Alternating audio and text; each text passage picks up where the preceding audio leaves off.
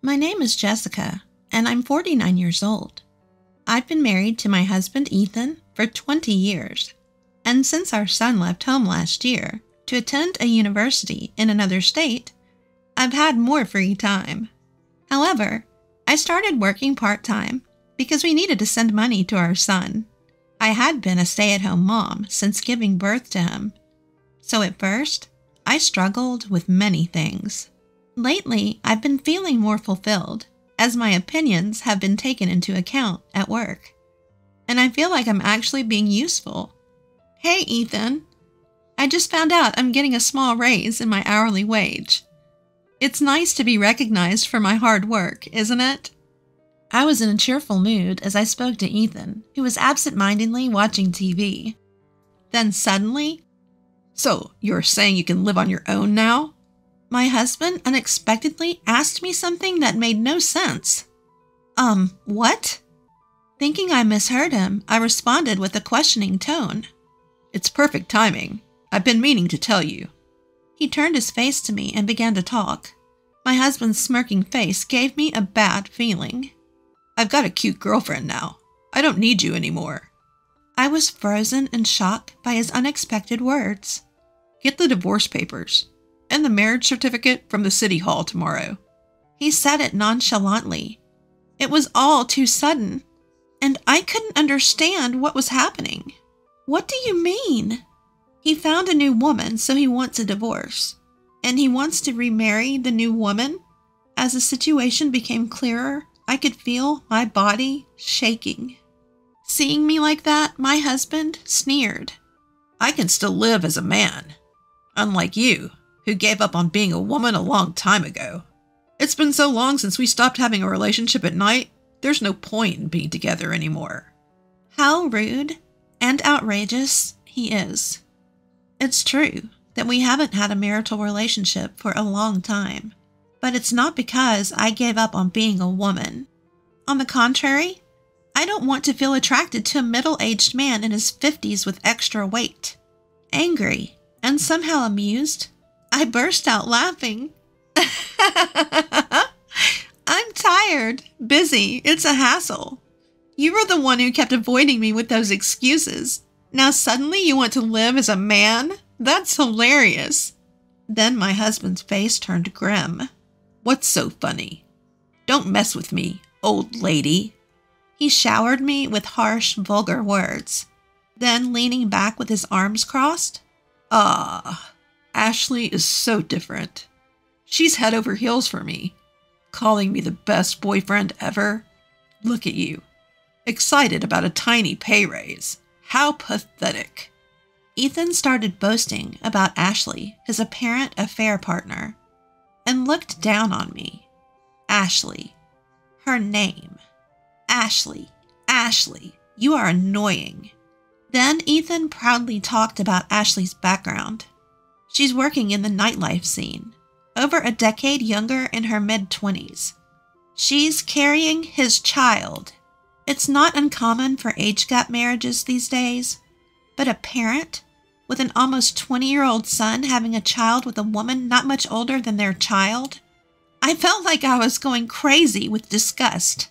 In life, you need love, not with someone cold and hardened like moldy rice cake like you, but with a woman like Ashley, who has fresh, plump skin. A love that lasts forever. That's what makes spending money worthwhile."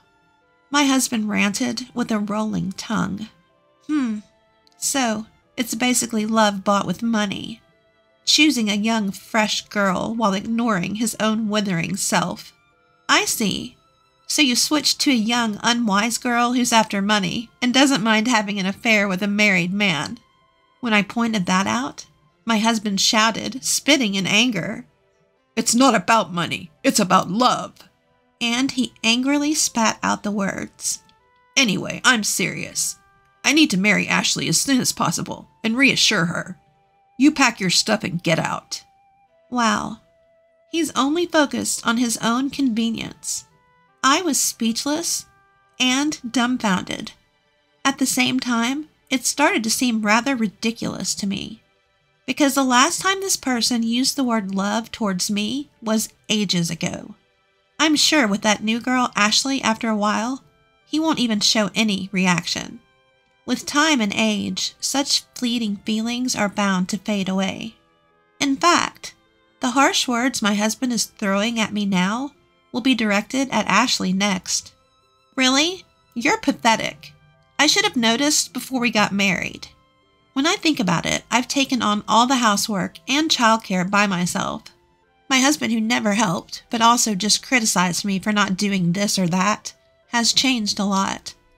Even though it was a time when it was taken for granted, there wasn't even a single word of appreciation, let alone love.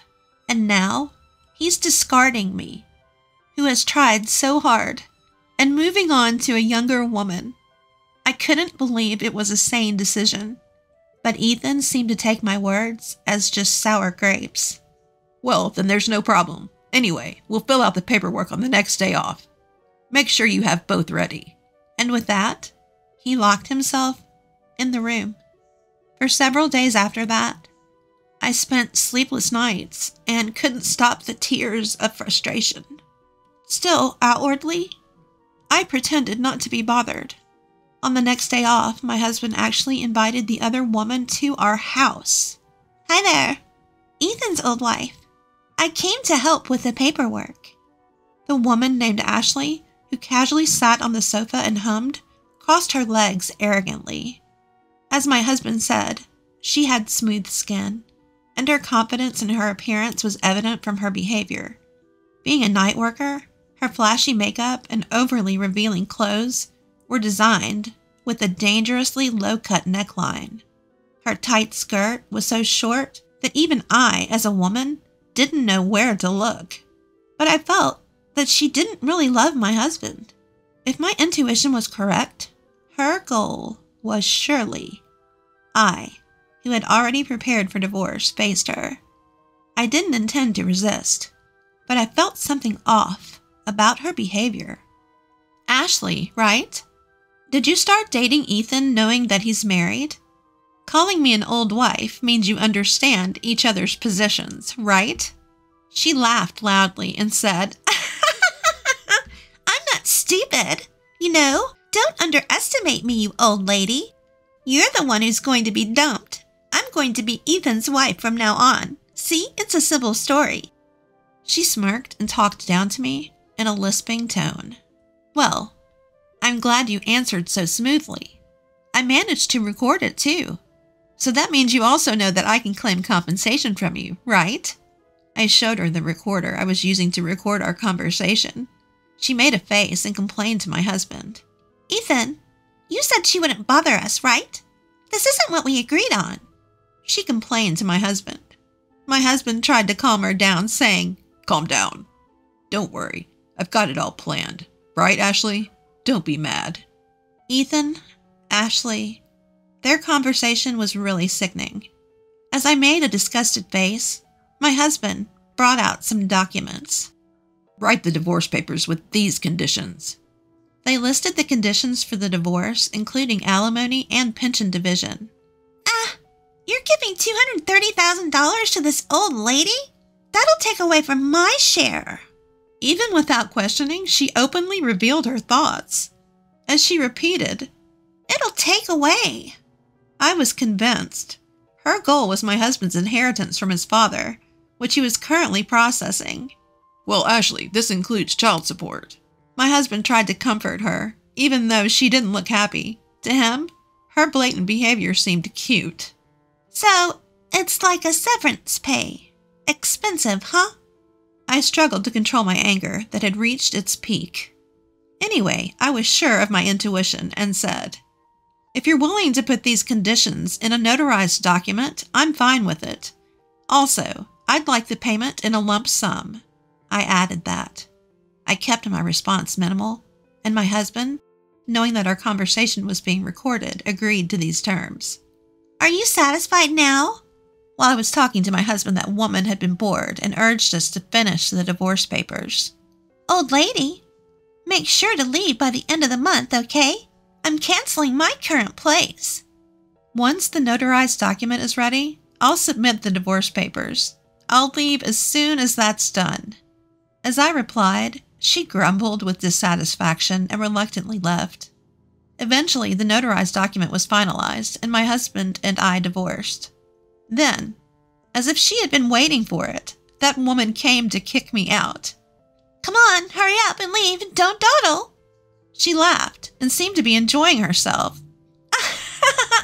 "I just submitted our marriage registration. Now I'm Ethan's wife. This wonderful house is all mine." Reluctantly, I handed her the keys to the front door. Before leaving, I wanted to confirm something and asked, "Isn't Ethan the same age as your parents? If you call me an old lady, since he's older than me, he is an old man. Why did you choose him as your marriage partner?" I asked. Her answer was exactly what I expected. "Ethan is a division manager at a top-tier company. This house is a recently renovated property near the station. It's a stylish single-family home, and I'll change the furniture to suit my taste." She was daydreaming. "Ethan will treat me like a princess. He's not handsome and is an old man, but he said he'd buy me anything I want. My future is secure with this." She smirked with satisfaction, as if to mock me. "I hope everything goes as you wish." With a sigh, I left the house I had lived in for many years. I moved to a dormitory at a certain university. I was hired as a live-in dormitory mother, which is quite rare these days. Actually, before that, I had been working part-time at a company cafeteria. When I explained my situation and my desire to start a new life alone in a distant place, my boss, who appreciated my work, helped me find this opportunity. I gratefully accepted the job at the dormitory, which had just become vacant due to an employee's retirement. I'm so glad I got my nutritionist certification. The rent and utilities are super cheap. Though I don't have much free time to go out, it's a comfortable and fun workplace. About 3 months into this new life, I received a phone call from my ex-husband. "Mom is in bad shape. Can you help with her care?" How could he say such a thing? "We are strangers now. It's your young wife's responsibility to take care of her." When I pointed out the obvious, he said, "Ashley is pregnant. Mom has dementia and throws things, so it's dangerous." He said, "So it's okay for her to throw things at me." That's some twisted logic, but I flatly refused. "Don't call me anymore. We have nothing to do with each other." I pushed him away with forceful words. Although she was my mother-in-law for 20 years, we never had a close relationship. Anyway, I had just started living independently, and I didn't have the time or resources to provide care elsewhere. But my ex-husband somehow found out where I was and came to see me with that woman. "If you can't help, at least return the money we paid as consolation." What a ridiculous demand. I don't think I'm obligated to do that, do you? As I pushed him away coldly, that woman glared at me fiercely. "You knew and tricked us. There's no inheritance, and we're drowning in debt." With a scream, she threw documents at me, scattering them all over the place. "I didn't trick anyone. You just assumed Ethan had property on your own." I shrugged my shoulders on purpose. Yes, when I was handling my late father-in-law's inheritance, I found out that he had a large amount of debt. If that were the only issue, we could have just disclaimed the inheritance. However, Ethan had already canceled his father's mobile phone contract and sold the household items and valuables for cash before the procedure. There's a law that says you can't disclaim an inheritance if you've touched the property before the procedure, and that's exactly what happened. As a result, the debt fell directly on Ethan and that woman. With a triumphant tone, I said, "Ethan just dumped all the inheritance paperwork on me without listening to a word I said. Ashley, you used that money to continue your relationship with him, right?" I blurted out. "What? You should have told me something so important." Ethan argued, but that's what I wanted to say, too. It's your fault for not listening when you should have. You two need to take responsibility together. "What? I didn't know anything about it, and I never heard any of that." The woman looked pale and flustered. "So, You're just going to pretend you don't know and run away with the money. The two of them pressed me hard, but I didn't care. It's funny you say that. If you didn't cheat, you wouldn't have needed money for your mistress, and you could have given up your inheritance. You're definitely the one who caused this situation. Ugh! He groaned and backed away. Ashley, you knew he was married, pursued him for his assets, had a child, and kicked me out. You wanted this position, didn't you? I lectured the girl who was old enough to be my daughter. If I knew this would happen, I wouldn't want this old man at all. There was more for me to say. Do you remember the notarized documents from our divorce? I received alimony, pension division, and child support from Ethan. But besides that, I can also claim alimony from you. What? You're saying $230,000 isn't enough? You're so greedy! She shouted in disbelief and insulted me. I would have forgotten about it if you left me alone, but you come up with nonsense like demanding I take care of his mother or return the alimony I received. I can't take it anymore. I told her I had a recording of our divorce negotiations and was serious about claiming alimony. She ran away without looking back. As I watched her go, I turned to Ethan, who was still standing there. How can she run like that when she's in her last trimester? Is she really pregnant? And where's the love now that she's run away? At my question, Ethan gasped. I was wrong. Please come back. He begged with teary eyes, looking aged all at once. No way. Please leave. Jessica. My ex-husband sobbed, and as pitiful as he was, he didn't deserve any mercy considering his past actions.